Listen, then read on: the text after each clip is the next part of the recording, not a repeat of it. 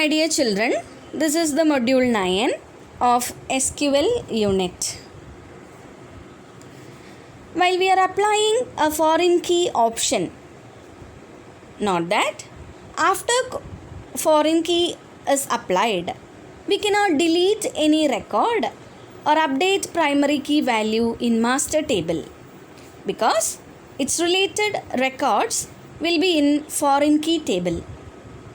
There are two main options available while applying foreign key: on delete cascade and on update cascade. On delete cascade means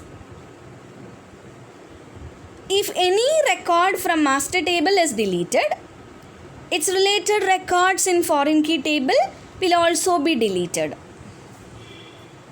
On update cascade, it means if primary key value in master table is changed, then it will be automatically reflected to foreign key table. That is, there will be a relationship. If we delete it in one table, it will affect to the values in the foreign key table.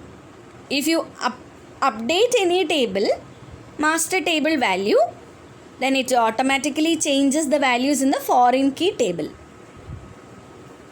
So how to delete and update with the cascading? Column level constraint is given with the column definition. Example, create table visitor.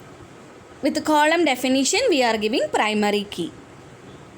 Table level constraints are given after column definition. A table visitor, here primary key vid.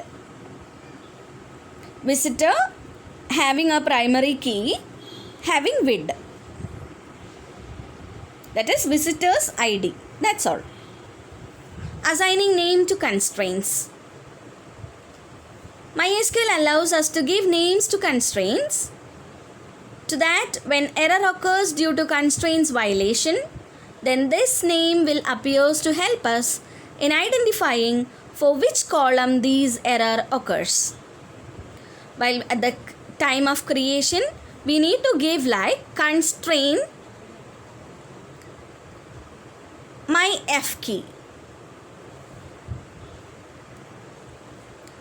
How to view the table structure that we already discussed. My dear children, in this module, we had discussed what are the two options which can be used along with the foreign key option. That is on delete cascade and on update cascade.